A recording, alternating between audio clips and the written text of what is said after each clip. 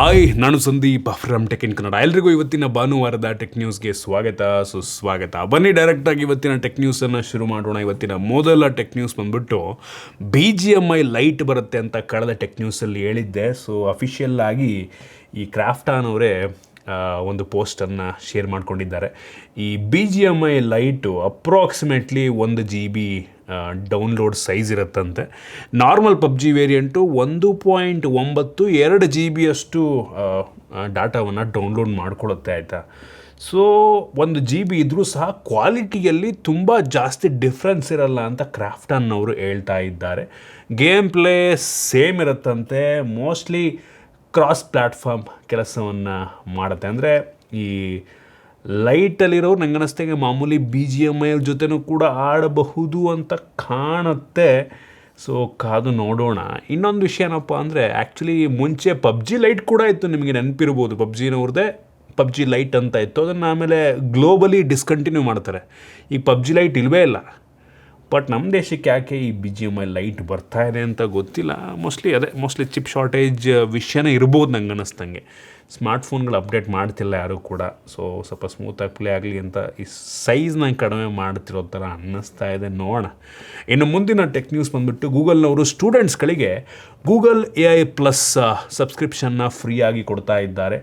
ಈ ಒಂದು ಸಬ್ಸ್ಕ್ರಿಪ್ಷನ್ಗೆ $4,000 ಆಗಿತ್ತಂತೆ. So eligible student ನೀವೇನಾದರೂ ಆಗಿದ್ದರೆ ಈ ಒಂದು ಗೂಗಲ್ ಜೆಮಿನೈದು AI+ ಪ್ಲಾನ್ ನಿಮಗೆ ಫ್ರೀಯಾಗಿ ಸಿಗುತ್ತೆ. ನಮ್ಗೆ ಇದರಲ್ಲಿ ಜೆಮಿನೈ ಓಮ್ನಿ ಮತ್ತು ಲಿಮಿಟ್ ಎಲ್ಲ ಸ್ವಲ್ಪ ಜಾಸ್ತಿ ಮಾಡ್ತಾರಂತೆ. 400 GB ಕ್ಲೌಡ್ ಸ್ಟೋರೇಜ್ ನಮಗೆ ಸಿಗುತ್ತಂತೆ. ಜಿಮೇಲ್ನಲ್ಲೂ ಕೂಡ ಜೆಮಿನೈ ಕೆಲಸವನ್ನು ಮಾಡುತ್ತೆ. ಮತ್ತು image video generation Google flow ಅದು ಕೂಡ ಕೆಲಸವನ್ನು ಮಾಡುತ್ತೆ. ಮ್ಯೂಸಿಕ್ ಜನ್ರೇಟ್ ಮಾಡ್ಬೋದು. ಮತ್ತು ಜೆಮಿನೈ ನೋಟ್ಬುಕ್ ಹೆವಿ ಯೂಸ್ ಆಗುತ್ತೆ ಸ್ಟೂಡೆಂಟ್ಸ್ಗಳಿಗೆ, ಅದನ್ನು ಕೂಡ ಕೊಡ್ತಾ ಇದ್ದಾರೆ. ಸೊ ನೋಡಿ, ನಿಮ್ಮ ಎಲಿಜಿಬಿಲಿಟಿಯನ್ನು ಚೆಕ್ ಮಾಡ್ಕೊಳ್ಳಿ. ನಿಮ್ಮದು ಸ್ಟೂಡೆಂಟ್ ID ಎಲ್ಲ ಕೇಳುತ್ತೆ ಅಂತ ಕಾಣುತ್ತೆ. ಅದನ್ನೆಲ್ಲ ಹಾಕಿದ್ರೆ ಮೋಸ್ಟ್ಲಿ ನಿಮಗೂ ಸಹ ಈ ಗೂಗಲ್ AI+ ಪ್ಲ್ಯಾನು $4,000 ಫ್ರೀಯಾಗಿ ಸಿಗಬಹುದು. ಇನ್ನು ಮುಂದಿನ ಟೆಕ್ ನ್ಯೂಸ್ ಬಂದ್ಬಿಟ್ಟು, ನಮ್ಮ IT ಮಿನಿಸ್ಟರ್ ಅವರ ಪ್ರಕಾರ ಮುಂದಿನ 10 ರಿಂದ 14 ತಿಂಗಳಲ್ಲಿ ನಮ್ಮ ದೇಶದ್ದೇ 3 ಹೊಸ ಸ್ಮಾರ್ಟ್ಫೋನ್ ಕಂಪನಿಗಳು ಶುರುವಾಗುತ್ತಂತೆ. 3 ಹೊಸ ಸ್ಮಾರ್ಟ್ಫೋನ್ ಕಂಪ್ನಿಗಳು ನಮ್ಮ ದೇಶದ್ದು ಶುರುವಾಗುವಂಥದ್ದು ದೊಡ್ಡ ವಿಷಯ ಅಲ್ಲ, ಯಾರು ಬೇಕಾದರೂ ಮಾಡ್ಬೋದು. ಈಗ ಮಾಡ್ತಿಲ್ವಾ, AI+ ಇದೆ. ಆಮೇಲೆ ಯಾರು ಈ ಫೈರ್ ಬೋಲ್ಟ್ ಅವರು ನಾಮಕಾವಸ್ಥೆ ತರ್ತಿಲ್ವಾ, ಅಂದರೆ ಬೇರೆ ದೇಶದ ಇಂಪೋರ್ಟ್ ಮಾಡಿಕೊಂಡು ರೀಬ್ರ್ಯಾಂಡ್ ಮಾಡಿ ಸೇಲ್ ಮಾಡೋಕ್ಕೆ ಅವರೇ ಬೇಕಾ? ಆ ಥರ 3-4 ಕಂಪ್ನಿಗಳು ಬಂದರೆ ವೇಸ್ಟ್ ನಂಗೆ ಅನ್ನಿಸ್ತಂಗೆ. ಇಲ್ಲೇ R&D ಮಾಡಿ ಡಿಸೈನ್ ಮಾಡಿ ಬಿಲ್ಡ್ ಮಾಡೋದು ಒಂಥರ, ತರಿಸ್ಬಿಟ್ಟು ವೈಟ್ ಲೆವೆಲ್ ಮಾಡಿ ಸೇಲ್ ಮಾಡುವಂಥದ್ದು ಒಂಥರ. ನಂಗೆ ಅನ್ನಿಸ್ದಂಗೆ ನಮ್ಮ IT ಮಿನಿಸ್ಟ್ರಿ ಹೇಳ್ದಂಗೆ, ಅಂದರೆ ಅವ್ರು ಹೇಳ್ದಂಗೆ 3 ಕಂಪ್ನಿ ಬರೋದು ದೊಡ್ಡ ವಿಷಯ ಅಲ್ಲ. 3 ಕೂಡ ನಮ್ಮ ದೇಶದಲ್ಲೇ ಡಿಸೈನ್ ಮಾಡಿ ಇಲ್ಲೇ ಮೆಜಾರಿಟಿ ವರ್ಕ್ ಆಗೋ ಥರ ಇದ್ದರೆ ನಂಗೆ ಅನ್ನಿಸ್ದಂಗೆ ಚೆನ್ನಾಗಿರುತ್ತೆ. ನೋಡೋಣ ಯಾರೆಲ್ಲ ಹೊಸ ಬ್ರ್ಯಾಂಡನ್ನು ಬಿಲ್ಡ್ ಮಾಡ್ತಾ ಇದ್ದಾರೆ ಅಂತ. ಇನ್ನು ಮುಂದಿನ ಟೆಕ್ ನ್ಯೂಸ್ ಬಂದುಬಿಟ್ಟು, ಗುಜರಾತಲ್ಲಿ ಮೈಕ್ರಾನ್ ಅವ್ರದ್ದು ಒಂದು ಸೆಮಿಕಂಡಕ್ಟರ್ ಫ್ಯಾಕ್ಟ್ರಿ ಶುರುವಾಗ್ತಾ ಇದೆ, ಆಯಿತಾ. ಸೊ ಇದೀಗ ಆ ಗುಜರಾತ್ ಗೌರ್ಮೆಂಟ್ನವರು ಆ ಒಂದು ಪರ್ಟಿಕ್ಯುಲರ್ ಸೆಮಿಕಂಡಕ್ಟರ್ ಫ್ಯಾಕ್ಟ್ರಿಗೆ 12 ಗಂಟೆಗಳ ಶಿಫ್ಟಿಗೆ ಅಲೋ ಮಾಡಿದ್ದಾರೆ.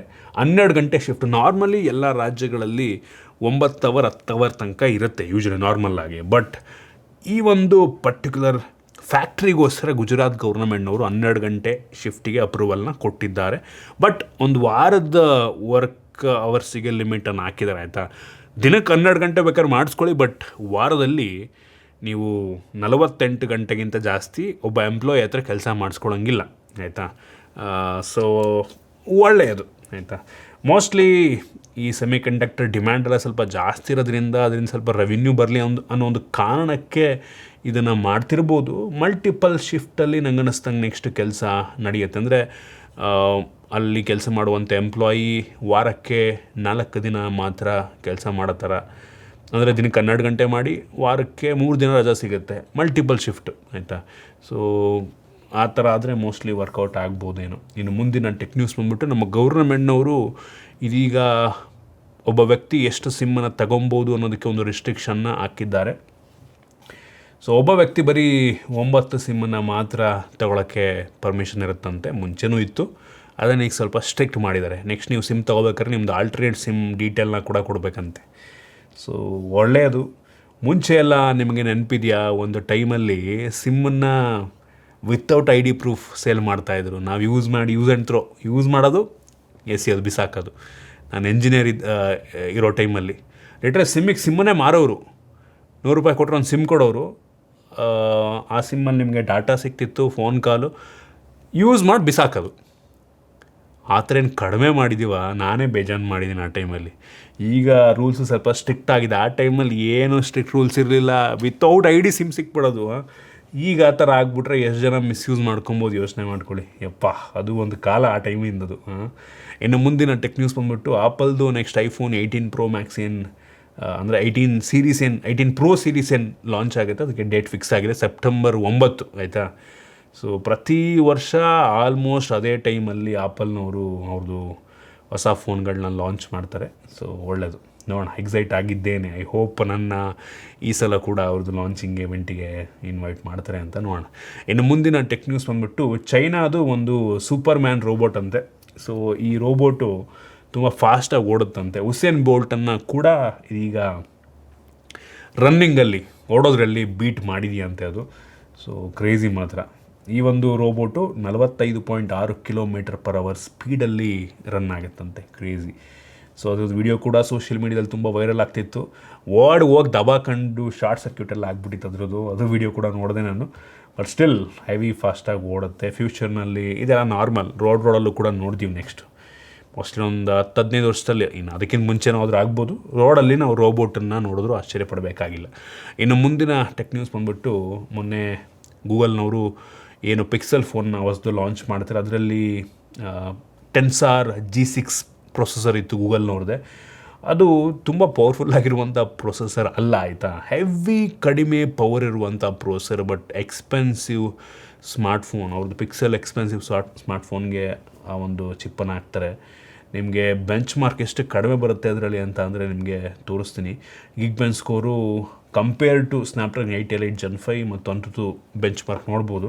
ನೀವು ಅಂಥದ್ದು ಬೆಂಚ್ ಮಾರ್ಕ್ ಬರೀ 18.5 ಲಕ್ಷ ಕೊಡುತ್ತೆ ಈ ಒಂದು Tensor G6 ಚಿಪ್ಪು. ಅದೇ 8 Elite Gen 5 ಹತ್ತಿರ 40 ಲಕ್ಷ ತನಕನೂ ಕೂಡ ಸ್ಕೋರ್ ಕೊಡುತ್ತೆ. ಅರ್ಧಕ್ಕರ್ಧ ಕಡಿಮೆ ಪರ್ಫಾರ್ಮೆನ್ಸ್. ಬಟ್ ಅವ್ರು ಸೇಲ್ ಮಾಡ್ತಿರೋದೆಲ್ಲ 80,000, 90,000, 1 ಲಕ್ಷದ ಮೇಲಿರುವಂಥ ಫೋನ್ ಗೂಗಲ್ ಪಿಕ್ಸೆಲ್ ಫೋನ್ಸು. ಯಪ್ಪ, ಕಷ್ಟ ಹಿಂಗಾಗ್ಬಿಟ್ರೆ. ಬಟ್ ಸ್ಟಿಲ್ ಹೆವಿ ಸ್ಮೂತಾಗಿ ಕೆಲಸ ಮಾಡುತ್ತೆ. ಆಪ್ಟಿಮೈಸೇಷನಾಗಿ ಆಗಿರುತ್ತೆ. ಬಟ್ ಆದರೂ ಆನ್ ಪೇಪರ್ ಪರ್ಫಾರ್ಮೆನ್ಸ್ ಆ ಲೆವೆಲ್ಗೆ ಇರಲ್ವಲ್ಲ, ಏನು ಮಾಡ್ತೀರಾ.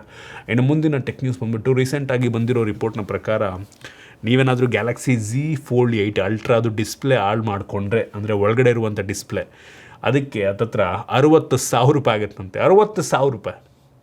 ನಂಗೆ ಅನ್ನಿಸ್ತಂಗೆ ಈ ಫೋಲ್ಡಲ್ಲಿ ಯಾರಾದರೂ ಡಿಸ್ಪ್ಲೇ ಹಾಳು ಮಾಡಿಕೊಂಡ್ರೆ 100% ಯಾರು ಹೊಸ ಡಿಸ್ಪ್ಲೇ ಹಾಕ್ಸಲ್ಲ, ಬೇರೆ ಫೋನ್ನ ತಗೊಂಡ್ಬಿಡ್ತಾರೆ. $60,000 ಒಳ್ಳೆ ಫ್ಲ್ಯಾಗ್ಶಿಪ್ ಫೋನೇ ಬಂದುಬಿಡುತ್ತಲ್ಲ ಅಂತ ನಾನು ಅಷ್ಟೀನಿ ಹೇಳಿ. ಯಪ್ಪ. ಇನ್ನು ಮುಂದಿನ ಟೆಕ್ ನ್ಯೂಸ್ ಬಂದುಬಿಟ್ಟು OnePlus ಅವರು ಈ ಲೆವೆಲ್ಲಿಗೆ ಇಳಿತಾರೆ ಅಂತ ದೇವರನ್ನ ಅಂದ್ಕೊಂಡಿರಲಿಲ್ಲ. ನಮ್ಮ ದೇಶದಲ್ಲಿ 4G ಫೋನ್ನ ಲಾಂಚ್ ಮಾಡ್ತಾರಂತೆ. ಓ ಮೈ ಗಾಡ್, 4G ಫೋನು. ನಾವು ಟೆಕ್ನಾಲಜಿಯಲ್ಲಿ ಮುಂದಕ್ಕೆ ಹೋಗ್ತಾ ಇದ್ದೀವಾ, ಹಿಂದಕ್ಕೆ ಬರ್ತಾ ಇದ್ದೀವಾ ಅಂತ ಎಷ್ಟು ಸಲ ಕನ್ಫ್ಯೂಷನ್ ಆಗಿಬಿಡುತ್ತೆ. ಹೌದು, ಸ್ಮಾರ್ಟ್ಫೋನ ಪ್ರೈಸ್ ಜಾಸ್ತಿ ಆಗಿದೆ, ಹಂಗಂತ 4G ಫೋನ್ ಲಾಂಚ್ ಮಾಡೋದು?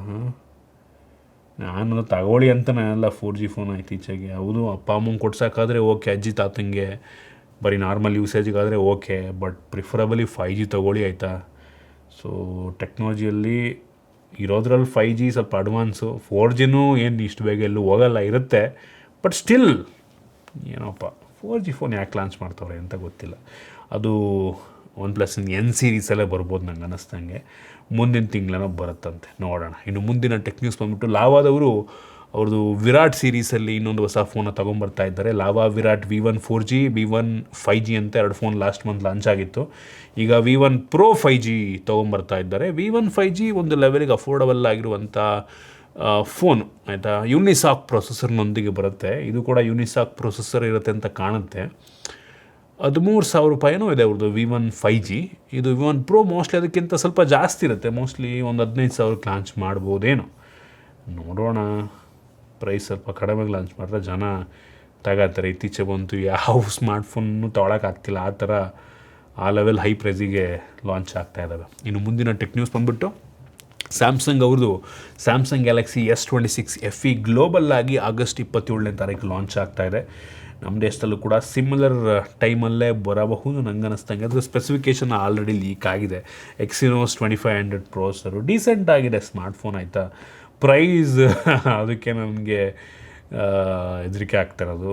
ಎಷ್ಟಕ್ಕೆ ಲಾಂಚ್ ಮಾಡ್ತಾರೆ ಏನು ಅಂತ ಗೊತ್ತಿಲ್ಲ. 60,000ಕ್ಕೆ ಲಾಂಚ್ ಆದರೂ, 65, 70ಕ್ಕೆ ಲಾಂಚ್ ಆದರೂ ಆಶ್ಚರ್ಯಪಡಬೇಕಾಗಿಲ್ಲ.